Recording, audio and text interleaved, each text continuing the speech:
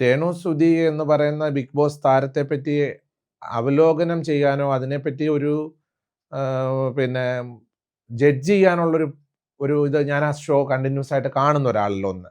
രണ്ട്, ഞാൻ കേട്ടറിഞ്ഞത് അതൊരു ഗെയിം ഷോ ആണെന്നാണ് കേട്ടത്. പിന്നെ ജനങ്ങളുടെ വോട്ടുകളിലൂടെയാണ് പോകേണ്ടത്. അപ്പോൾ കേരള ജനത എങ്ങനെയുള്ള ഒരാളെ വേണം തിരഞ്ഞെടുക്കേണ്ടതെന്ന് നമുക്ക് വിജയം ആര് കരസ്ഥമാക്കും അതിലൂടെ നമുക്ക് ഈ സീസണിൽ മനസ്സിലാക്കുവാനായിട്ട് കഴിയും. പിന്നെ അവരെന്ത് ഗെയിമാണ് അവിടെ ചെയ്യുന്നതെന്ന് ആ ഷോ കാണുന്നവർക്ക് മനസ്സിലാക്കാൻ പറ്റും.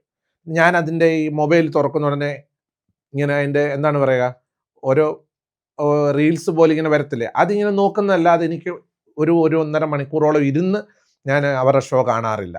പക്ഷേ അതിനകത്ത് കാണുന്ന എൻ്റെ സുഹൃത്തുക്കൾ എന്നോട് പറയുന്നത് കഴിവുള്ള ഒരുപാട് പേര് അതിനകത്തുണ്ട്. പക്ഷെ ആര് വിൻ ചെയ്യുമെന്നുള്ള കാര്യം എനിക്ക് പറയാൻ പറ്റത്തില്ല. അവർ കഴിവുള്ള ഒരു സ്ത്രീ ആണെങ്കിൽ അവർ ഗെയിം ചെയ്ത് വിൻ ചെയ്യട്ടെ. അവർക്ക് അതിനുള്ള കഴിവുണ്ടെങ്കിൽ അവരുടെ ഗെയിം ചെയ്ത് അവർ വിൻ ചെയ്യട്ടെ എന്നുള്ളതാണ് എൻ്റെ ചിന്ത. അല്ലാതെ ഞാൻ അവരെ ഇകഴ്ത്താനോ പുകഴ്ത്താനോ ആഗ്രഹിക്കുന്നില്ല. പുകഴ്ത്താൻ ഒട്ടും ആഗ്രഹിക്കുന്നില്ല, ഇകഴ്ത്താൻ തീരെ താല്പര്യമില്ല. എൻ്റെ ഈ താമസിക്കുന്ന ഹട്ടിന് ചുറ്റും റോഡാണല്ലോ.